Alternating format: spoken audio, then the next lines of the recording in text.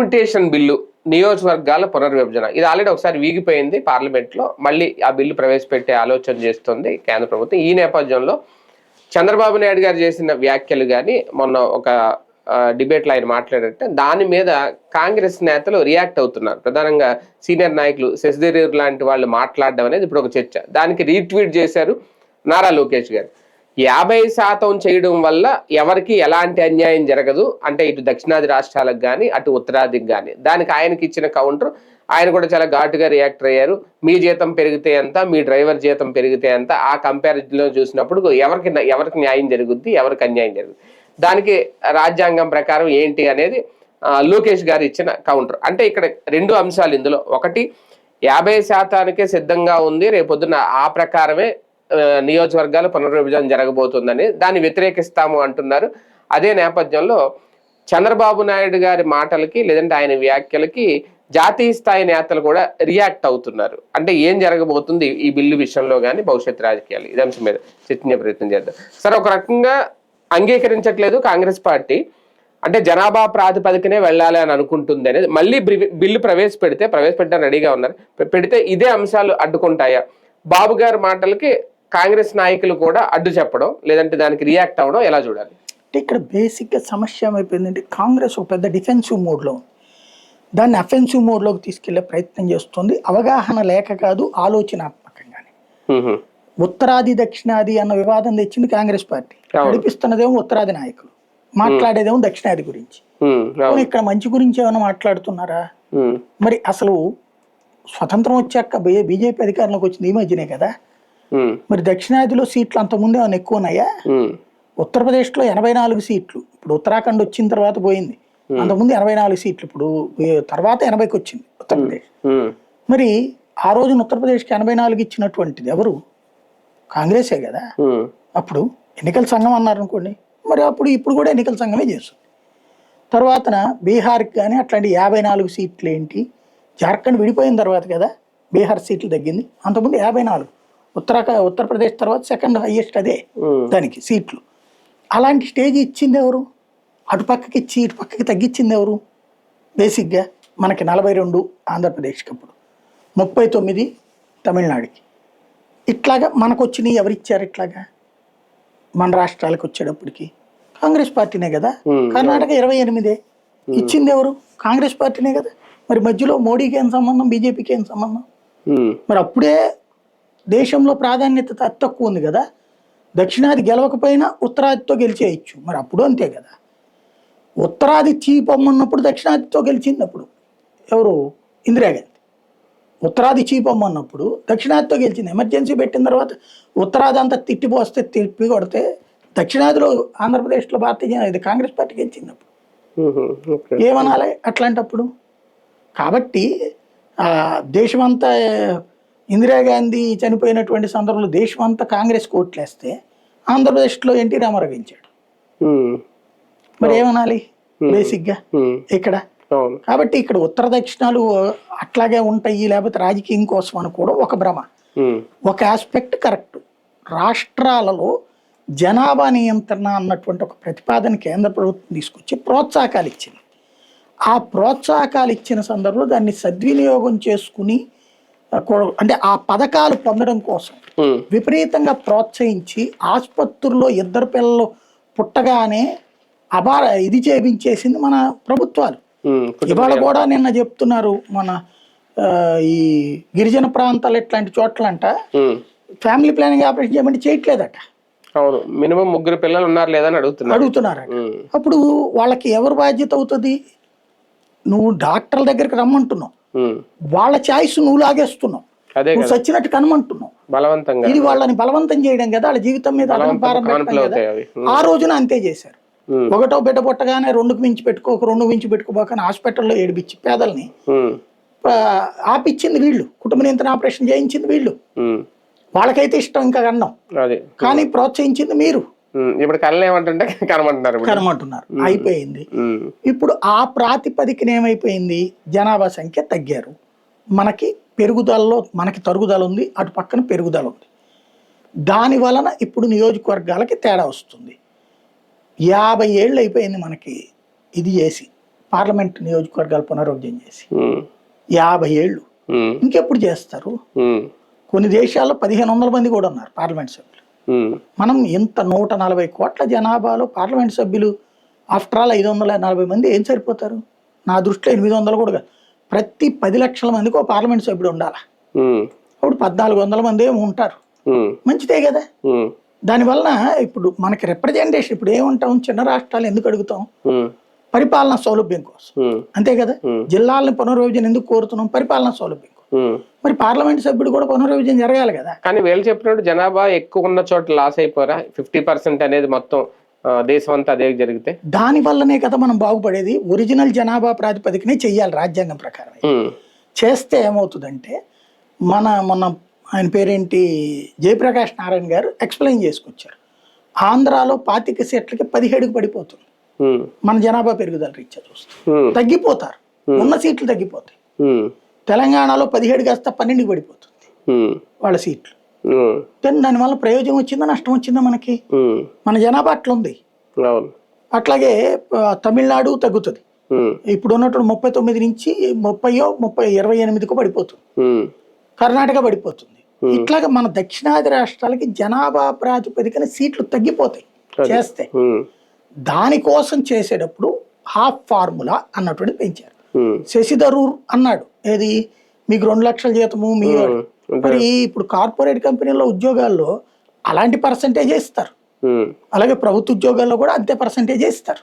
ఉమ్, అంతేగాని నీకు 2 లక్షల జీతం వచ్చిందని డ్రైవర్ జీతం 1,70,000 చేయరు. అంతే కదా. ఉమ్, రెండవది ఇక్కడ ఉత్తరప్రదేశ్కి 80 నుంచి 120 అవుతాయి, ఉమ్, మాకు వచ్చేటప్పటికి 28 నుంచి 38 అవుతాయి అంటున్నాడు. ఉమ్, అంటే ఏం చేయాలి?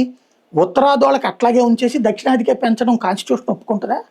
ఉమ్, సుప్రీంకోర్టు ఒప్పుకుంటుందా? పోనీ ఏ ప్రాతిపదికన ఒప్పుకుంటారు అయ్యి? బేసిక్గా ఇది ఎలాగూ జరుగుతుంది. పబ్లిక్ కూడా ఏం ఫీల్ అవ్వరు. ఎందుకంటే ఉత్తరాదోళకి కొత్తగా నష్టమేం లేదు, వచ్చే సీట్లతో అదనంగా పెరుగుతుంది. భారీగా ఏం పెరగట్లేదు అక్కడ కూడా. 2-3 రాష్ట్రాల్లోనే కొంచెం ఎక్కువ పెరుగుతాయి, ఉత్తరప్రదేశ్లో అట్లాగా. కానీ ఉత్తరప్రదేశ్ మేబీ డివైడ్ అవుతుంది అనుకుంటున్నాను నేను ఫ్యూచర్లో. ఉమ్, ఉమ్, బీజేపీ ఇంకోసారి అధికారంలోకి వస్తే ఉత్తరప్రదేశ్ ఇంకో 2 రెండు రాష్ట్రాలు రాష్ట్రాలు, విభజించవచ్చు. ఎందుకంటే పెద్ద రాష్ట్రం, అది ఎక్కువ అది నియోజకవర్గాలు. కాబట్టి అక్కడ ఉండొచ్చును. ఉమ్, అదే సందర్భంలో పశ్చిమ బెంగాల్ కూడా పెద్దదే, 200. బెంగాల్ పెద్దదే. వాస్తవంగా ఒకప్పుడు చీలుద్దాం అనుకున్నారు. గుర్ఖా ల్యాండ్ అదే కదా కూడా మమతా అడ్డుకుంది. ఉత్తరప్రదేశ్ కూడా మమతా ఇదే మాయావతి టైంలో 6 రాష్ట్రాలు చేయమని ఇచ్చింది, ఓకే, తీర్మానం చేసింది అసెంబ్లీలో. అప్పుడు ఉన్నటువంటి గవర్నమెంట్ ఒప్పుకోలేదు ఉమ్, దాన్ని. వాజ్పేయి గవర్నమెంట్ అనుకుంటా తిరస్కరించింది దాన్ని, పట్టించుకోలేదు. వాజ్పేయి గవర్నమెంట్, కాంగ్రెస్ గవర్నమెంట్ కానీ పట్టించుకోలేదు. అదే, అవును, అది చేసి ఉండాల్సింది, అప్పుడు చేయలేదు. అవును. భవిష్యత్తులో స్టేట్స్ అలా సంఖ్య పెరిగినప్పుడు అది డివిజన్ చేయండి అని అడగడంలో తప్పులేదు. నువ్వే ఉద్యమం చేతనే తెలంగాణ ఉద్యమం ఎట్ట రెచ్చగొట్టారు అదే, అదే, చేసుకోండి. అది పక్కన పెడితే బేసిక్ సమస్య ఎక్కడ వస్తుందంటే ఉత్తరాదిలో పెరగకూడదు, దక్షిణాదిలో మాత్రమే పెంచాలి అనేటటువంటిది ఏ ప్లాట్ఫామ్ మీద యాక్సెప్టబుల్ కాదు. ఉమ్, నీకు దీనివల్ల ఏమవుతుందంటే మన సంఖ్య కాస్త పర్ఫెక్ట్ వస్తుంది. మనకు ఉన్న జనాభా కంటే ఇప్పుడు ఆ లెక్కను చూసుకున్నప్పుడు ఉత్తరాదోళ్ళు ఫీల్ అవ్వాలి. రెండిటికి ఒకటే న్యాయం ఎట్ట అవుతుంది? మేము ఇక్కడ జనాభా భారానికి తగ్గట్టు ఉండాలి, వాళ్ళకేం జనాభా తక్కువకే ఎక్కువ మందిని పెడతారా మీరు ఎంపీలని వాళ్ళు గొడవ చేయాలి. అసలు మాకు అన్యాయమని గొడవ చేయాలి. వాళ్ళు 50 అందరికీ సమానం ఎట్ట పెడతారని జనాభా ప్రాతిపదికన చేయండి అని వాళ్ళు గొడవ చేయాలి. వాళ్ళ అమాయకత్వాన్ని అడ్డం పెట్టుకుని మనం నాటకం ఆడుతున్నాం దాంట్లో. అవును, కానీ దక్షిణాదికి అన్యాయం జరగకుండా కాపాడుతున్నారా బాబు గారు ఈ వ్యాఖ్యలు ఇవన్నీ? మోడీ, అమిత్ షాలు దక్షిణాదికి అన్యాయం అన్నటువంటి పాయింట్ మీద ఇక్కడ ఒక చిన్న యూటర్న్ చూడండి. తమిళనాడులో స్టాలిన్ ఉన్నప్పుడే దక్షిణాది రాష్ట్రాలకు అన్యాయం జరగకూడదని మీటింగ్ పెట్టాడు. జగన్ ఏమో వెళ్లకుండా మద్దతు ప్రకటించాడు. తెలంగాణ రాష్ట్ర సమితి వెళ్ళింది. అట్లా కేరళ ముఖ్యమంత్రి వచ్చాడు, కర్ణాటక ముఖ్యమంత్రి వచ్చాడు, పాండిచేరి ముఖ్యమంత్రి వెళ్ళాడు. అందరూ వెళ్ళి నియోజకవర్గాల పునర్విభజనలో అన్యాయం జరగకూడదు దక్షిణాదికి అన్నారు. వెంటనే ఫార్ములా మోడీ ఇది పెట్టాడు. అంటే నీకు బాధ్యత అంత వేగంగా తీసుకున్నాడు. కాంగ్రెస్ చచ్చినా చేసేది కాదు, ఎన్నో పోరాటాలు చేస్తే కానీ చేసేది కాదు. తెలంగాణలో చంపినట్టు చంపుతుంది. కానీ వీళ్ళు వెంటనే నిర్ణయం తీసుకున్నారే, పాజిటివ్ నిర్ణయం తీసుకున్నారే. జనాభా ప్రాతిపదికన కాదులేయా మీకు 50% పెంచుతామని. ఎనఫ్ ఇది. అది తెలిసినా కూడా రాజకీయ కారణంగా ఆపుకొచ్చారు. చంద్రబాబు గారి కంటే అనుభవం ఏం కాదు కదా స్టాలిన్కి, చంద్రబాబు కంటే అనుభవజ్ఞుడేం కాదు కదా శశి థరూర్. చంద్రబాబు అంతా ఆలోచించిన తర్వాతనే మాట మాట్లాడాడు. ఓ పక్కన భవిష్యత్తులో పిల్లలు పెరగాలని మాట్లాడగలుగుతున్నాడంటే ప్రస్తుతం మనం తిట్టుకోవచ్చు. అంటే ఎన్డీఏలో భాగస్వామ్యంగా ఉన్నారని చెప్పి మాట్లాడుతున్నారా? లేదు అంటే ఈవెన్ రెస్ట్ ఆఫ్ ఎన్డీఏ లెక్కేసినా కూడా అతనికి అర్థమవుతుంది అది అన్యాయం జరగకుండా ఆపుతున్నాడు. లేకపోతే వీళ్ళు ఏదో విధంగా సోషల్ మీడియా ద్వారా రెచ్చగొట్టేవాళ్ళు బేసిక్ గా. కానీ ఇది కరెక్ట్ ఫార్ములా అని తెలుగుదేశం కూడా నమ్ముతోంది. అవును, చంద్రబాబు నమ్ముతున్నారు కాబట్టి ఆయన ఒప్పుకున్నారు. అందుకే కదా మన లోకేష్ గారు కూడా మహిళా రిజర్వేషన్ బిల్ అక్కడ అమలు అమ్మకపోయినా మేము చేస్తాం. కానీ ఒకటండి, ఈసారి బిల్లు ప్రవేశపెడితే బిల్లు వీగిపోకుండా ఉండే అవకాశాలు, బిల్లు పాస్ అయ్యే అవకాశాలు ఎంత ఇప్పుడు పెడతారని నేను అనుకోవట్లేదు. మేబీ ఉత్తరప్రదేశ్ ఎలక్షన్స్ అయ్యాక వచ్చే ఏడాది మార్చ్ ఏప్రిల్లో జరిగేటటువంటి సమావేశాల్లో పెట్టచ్చు, బీజేపీ గెలిస్తే ఉత్తరప్రదేశ్ లో. అంటే వీళ్ళ బలం ఇంకా పెరగలేదు కదా రాజ్యసభలో గానీ. రాజ్యసభలో ఇప్పుడు లెక్క ప్రకారం మొన్న 16 తక్కువ 2/3 వచ్చేసింది. ఈ 16 కూడా వచ్చేస్తాయి. అంటే వీళ్ళు రావడం వల్ల వచ్చినట్టుంది. ఇప్పుడు ఆమ్ ఆద్మీ నుంచి, మన పంజాబ్ నుంచి కొంతమంది రావడం, పశ్చిమ బెంగాల్ జరిగినాయి కదా ఎలక్షన్ జరిగినాయి. ఎలక్షన్ జరిగిన దాంట్లో హైయెస్ట్ బీజేపీని గెలుచుకుంది, ఎన్డీఏ గెలుచుకుంది. కాబట్టి ఇప్పుడు ఇంకొక 16 తగ్గినాయి, ఏది 2/3కి. ఇప్పుడు వీళ్ళు మళ్ళీ రాబోతున్నారు, 4 వీళ్ళు వచ్చారు మళ్ళీ టిఎంసీ వాళ్ళు, ఇంకొక 7-8 మంది వచ్చేస్తున్నారు. అట్లాగే బిజు జనతా దళ్ వాళ్ళు కూడా రాజీనామాలు చేసి ఇటు వచ్చేస్తున్నారు, మళ్ళీ వీళ్ళ తరపున గెలుస్తున్నారు. కాబట్టి ఇవన్నీ కూడా ఈ ఏడాది ఎండింగ్ కి వచ్చేస్తాయి. అంటే ఒకేసారి 2 నెలలకు అట్టగా చేసుకుంటారు. టోటల్ గా ఏడాది ఎండింగ్ కి రాజ్యసభలో 2/3 వచ్చేస్తుంది కూటమికి. ఇప్పటికే వాస్తవంగా అయితే రాజ్యసభలో వచ్చేసినట్టు, ఎందుకంటే వీళ్ళందరూ ఉన్నారు కదా వైసీపీ, వీళ్ళందరూ ఎట్టకు మద్దతు ఇస్తున్నారు. ఆ లెక్కన రాజ్యసభ పర్ఫెక్ట్, లోక్సభకు కుదరట్లా. లోక్సభలో ఇంకా 36 కావాలి. ఏది నిన్న తృణమూలు వచ్చినా లేకపోతే శివసేన చీలినా వీళ్ళందరూ అయినా కూడా ఈ వైసీపీలు మద్దతు ఇచ్చినా కూడా ఇంకా 36 కావాల్సి ఉంటది. లోక్సభలో పెరగాలంటే 29 వరకు ఆగాలి కదా. ఆగాలి. కాకపోతే ఈ లోపు రేపు కనుక నేను అనుకోవడం, ఉత్తరప్రదేశ్ లో గెలిచింది అనుకోండి, బీజేపీ గెలిచింది అనుకోండి, మళ్ళీ వీళ్ళే వస్తారు అనుకున్నప్పుడు సమాజ్వాదీలు ఇప్పుడు చెల్తానంటున్నారు, ఏదో 20 మంది ఏమో చెల్తామంటున్నారు. అవన్నీ జరుగుతాయి. ఇప్పుడు 5-6 చెల్లడానికి రెడీలో ఉన్నారు. సమాజ్వాదీ తర్వాత డిఎంకే కూడా చీలినా ఆశ్చర్యపోనక్కర్లేదు. అప్పుడు అవన్నీ జరుగుతాయి. తెలుగు రాష్ట్రాలకి భారీ ప్రయోజనం ఒక రకంగా 50% మొత్తానికి కూడా. కానీ దీన్ని రేవంత్ రెడ్డి లాంటి వాళ్ళు అయితే అంగీకరించలేకపోతున్నారు, ప్రయోజనం ఉన్నా సరే. అంటే సమస్య ఆయన కాంగ్రెస్ అవ్వడం. రెండవది ఏంటంటే అతను అది ఇష్టపడ్డాడు ముందు, కానీ రాహుల్ గాంధీ పార్టీ డెసిషన్ తీసుకున్నాక బాగోదని చెప్పి తన అధిష్టానానికి. అంటే జనాభా ప్రాతిపదికన వెళ్తే తెలంగాణకు అన్యాయమే కదా ఒక రకంగా. అంటే వీళ్ళు రాజకీయం చెయ్యాలనుకుంటున్నారు కానీ సమస్య పరిష్కారం కావాలనుకోవట్లేదు. పోనీ నీ ఫార్ములా ఏంటి చెప్పు. శశిధరూర్ మాట్లాడారు ఇదే జనాభా ప్రాతిపదిక అది ఇస్తారంటే గనక నేను చెప్పినట్టు సీట్లు తగ్గుతాయి, దానికి యాక్సెప్ట్ చేయను. అదే కదా. అప్పుడు నువ్వు నష్టపోతావని నువ్వు ఒప్పుకుంటావా? లేదులే అంటే రేపు జనాభా లెక్కలు వచ్చేదాకా ఆగమంటున్నారు వీళ్ళు. అది వీళ్ళ ఉద్దేశం. జనాభా లెక్కలు వచ్చాక వీళ్ళు కూడా ఒప్పుకుంటారు.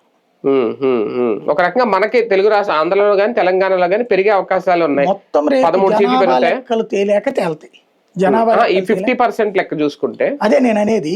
జనాభా లెక్కలు తేలేక ఇప్పుడున్న లెక్కల ప్రకారం చెప్పారు మొన్న. రేపు దాంట్లో ఇంకా తగ్గుతాయేమో తెలియదు కదా. ఒకవేళ పెరుగుతున్నాయి అనుకోండి, అప్పుడు ఫార్ములా వేరేగా అడగచ్చు మనం. 2027 దాకా ఆగాల్సి వస్తుంది. కానీ ఈ విషయంలో బాబు గారి నిర్ణయాన్ని లేదంటే బాబు గారితో సంప్రదించడం ఎన్డీఏ అన్న చేస్తుందా? ప్రాధాన్యత పెరుగుతుంది ఆయనకి? ఏం లేదు ఇందులో. ఆయన ఏదో లెటర్ ఇది రాసినట్టున్నారు ఆర్టికల్ పేపర్ లో. అవును. అక్కడ సమస్య ఏంటంటే కేంద్రం ఆల్రెడీ ప్రిపేర్డ్గా ఉంది. వాస్తవంగా మొన్న ఇప్పుడు ఇలా కాకుండా ఇంకొకటి ఏం చేశారంటే తెలివిగా, ఇక ఈ 2/3 ఈ గోల్ లేకుండా ఒక కమిటీ వేశారు. ఆ కమిటీ మొన్న సిఫారసు ఇచ్చేసింది 821 స్థానాలు చేయండి దేశవ్యాప్తంగా. ఆ కమిటీ సిఫారసు ఆధారంగా బిల్లు పెట్టేచ్చు రేపు పొద్దున. దానికి 2/3 అక్కర్లా, మామూలుగా అమలు చేసేయచ్చు. బిల్ పాస్ అయిపోద్ది. రైట్. చూద్దాం. మొత్తానికి డీలిమిటేషన్ విషయంలో క్లారిటీ రాబోతుందా అతి త్వరలో. కాకపోతే నిజంగా 50% వైపుకి వెళ్ళాలి అనేది కేంద్రం ఆలోచన, కానీ ప్రతిపక్షం మాత్రం అడ్డుకునే ప్రయత్నం చేస్తుంది జనాభా ప్రాతిపదికన వెళ్ళాలి అనేది. ఏం జరుగుద్ది ఇందులో? ఏ రాష్ట్రాలకి లేదంటే ఏ ప్రాంతాలకు అన్యాయం జరుగుద్ది, ఏ ప్రాంతాలకు న్యాయం జరుగుద్ది?